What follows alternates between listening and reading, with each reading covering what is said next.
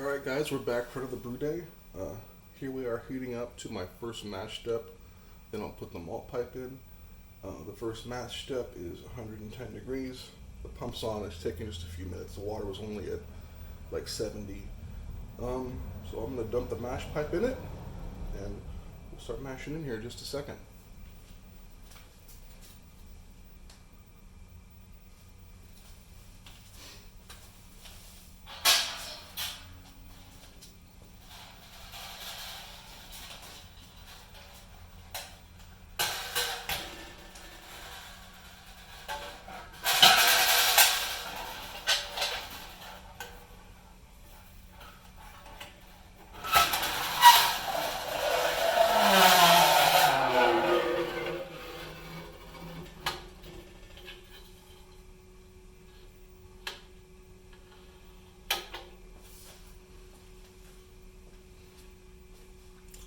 Alright, so that's the mash pipe installed.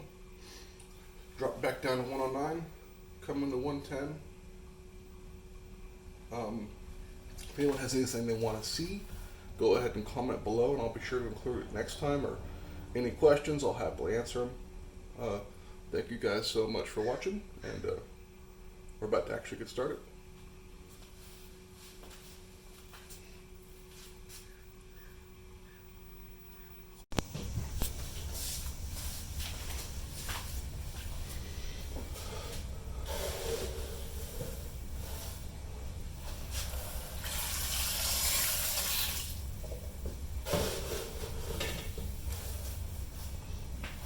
Alright guys, about 20 pounds of grain going in. Let me get a good amount in, and then we'll give it a stir.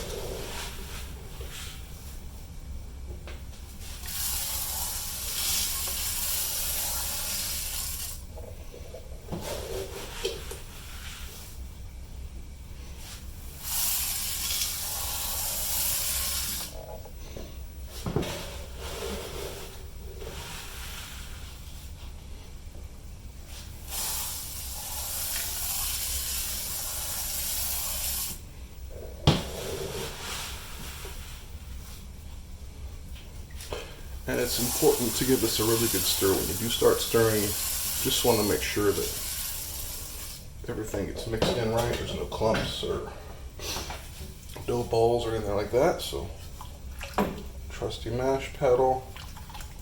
Just give it a good stir. You don't want to upset that bottom filter too much.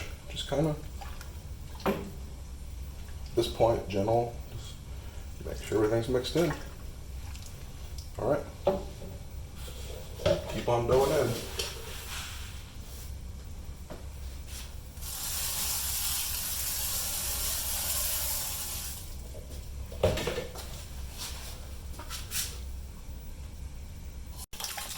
Alright guys, recirculation underway.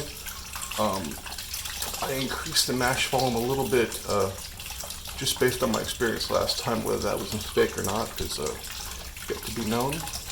But we're going to let this go for a minute, then we will start the timer for the first step. Will be about 60 minutes.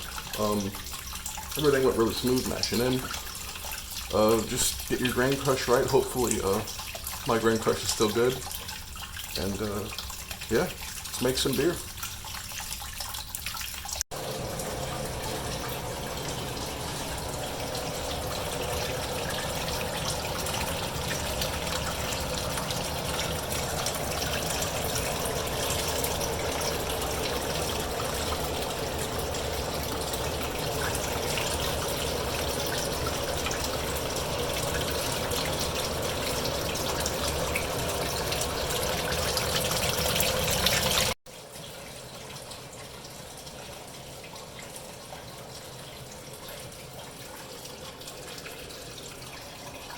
Alright guys, we are heating to the second mash step. It's 145 for 20 minutes. It has been mashing at 110 for about an hour. That's why it's not very clear yet, but everything's going good. Another easy brew day. Well, barely begun, but let's hope it's easy. We're just smashing in. I'll get you guys some shots of what I'm doing. I'm using a smaller hose this time to recirculate. I need one more hose barb because the hose I'm using for my chiller is larger than these little barbs, so I had a piece of silicone for something else, and it's working, but I will have to order another larger barb or get a smaller hose for the counterflow chiller, which is an option. I plan on, I'm going to run a water line all the way over to here in like a pot filler, and then I'm going to put the corrugated tin roofing on the wall, space it off the wall, and I had a filter as well for water. You know, it'll be flush with the plugs, hide all the conduit as flush as I can get it, and come all the way to maybe in here, and to hell with all the solar crap. We'll leave that. This looks like I just hit my target, so I'm going to start a timer, and I will check back in. Thanks everyone for watching. Alright, we've been at 145 for about 10 minutes. Definitely the grains have sucked up some moisture. Having a hard time getting you a shot of the elements, but they're right there, still covered, thankfully. Yeah. Making beer. Simple as can be. Alright guys, here we are at I guess my third mash step now. 158. Gonna mash here for another 15 or so minutes. Then we'll hit 167 and mash out. Yeah, it's great. Tried my little elbow to see if I bought it, might as well use it. Got the hops ready. Recipe, HLT's on, but decided to give it a break. Kind of a workout in the old grandfather. Trying to get 7 gallons to 167. Took it a long time. Anyhow, yeah. Starting to heat up here in Southern California, but nothing's better than making beer. Alright everyone, in my infinite wisdom, I decided it would be genius to stir the mash a little bit. This caused it to stick almost immediately. I didn't scorch anything. I caught it. I'm just watching it. I'm at 167, but the heat's off, seeing if it'll stick. We're gonna mash out the real slow way. Anyhow, I'll check back in once I get this figured out, and of course doing that I got a ton of grade now, going through everything, so should have just left well enough alone. So my advice to you is yeah, don't mess with it, just let it do its thing. Check back in when it's time to sparge. Old reliable grandfather into the valve, through the valve, up and in here, and we are sparging.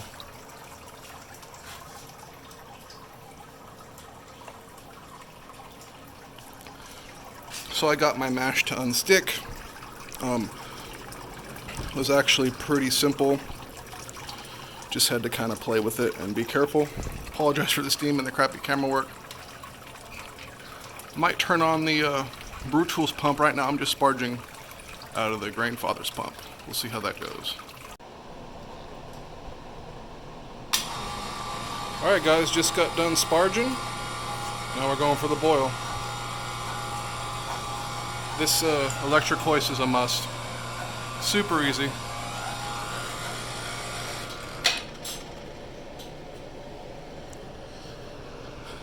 Here we are, I'm about to turn it to manual.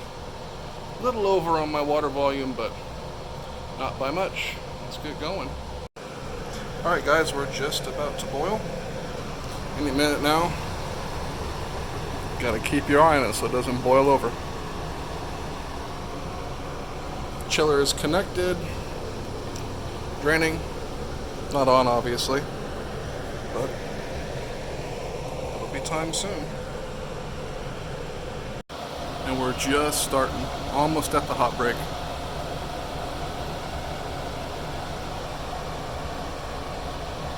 Sorry, trying to film and watch the temperature. I think I'm going to turn down the heat a little bit.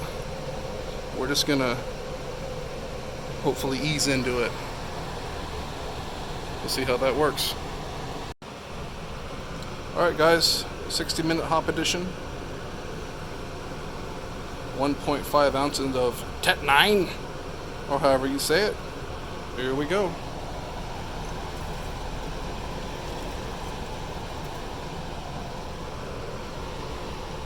That's it. Hops are in, and we're gonna start right now. Alright guys, be back in a few.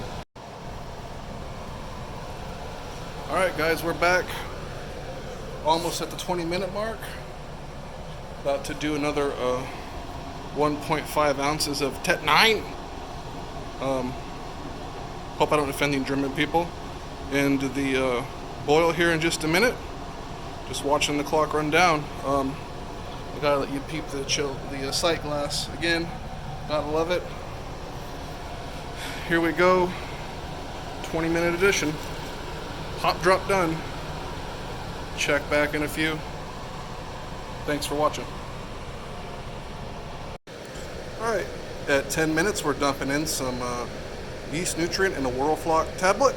So let's go ahead and get the 10-minute edition in.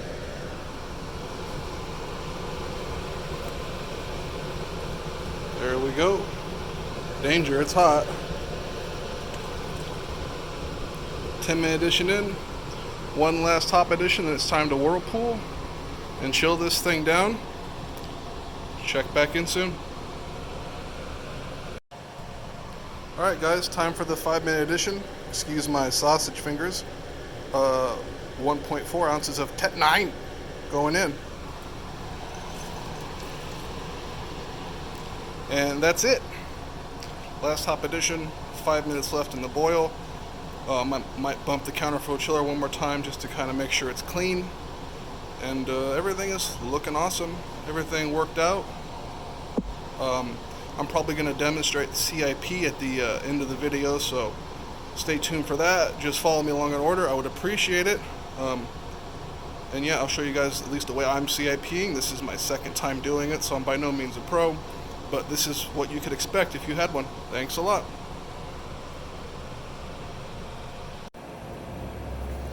Alright guys, I'm back. Still trying to chill down. My groundwater is pretty warm, I'm thinking. Not wanting to go much lower than 79. It's about 100 degrees out today. I'm in Southern California, so it's warm. Here's the sight glass. It's small particulate, not crystal clear, but the big chunks are all gone, that's for sure. It's not wanting to focus, I apologize. But yeah, probably just gonna put it into the keg. It's sanitized, ready to go. I mean, into the fermenter, not the keg, a couple weeks from now. Then I'll take it down with the glycol the rest of the way. Alright guys, thanks everyone for watching. I might end it here, I might not. Definitely gonna do a CIP video. But yeah, we'll see how that goes. Thanks a lot.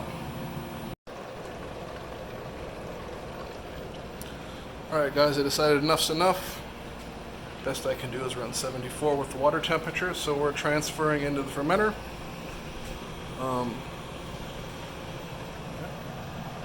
It looks nice and clear, so I can't complain about that.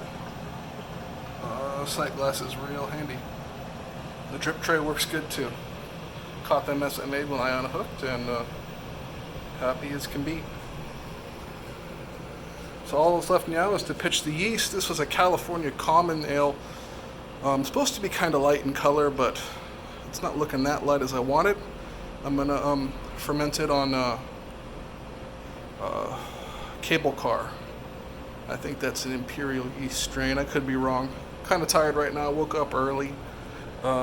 Anyhow, want to thank everyone for watching. I'm gonna call this one a wrap. CIP will be in another video that I'll record separately. I'm gonna take a break, have some lunch, come back and do it. I really appreciate everyone watching, If you would be so kind as to subscribe, that'd be interesting to see how many people want to watch me fiddle around with brew tools in my garage. Again, this has been Bradley. Thank you so much. And remember, home brewing is good.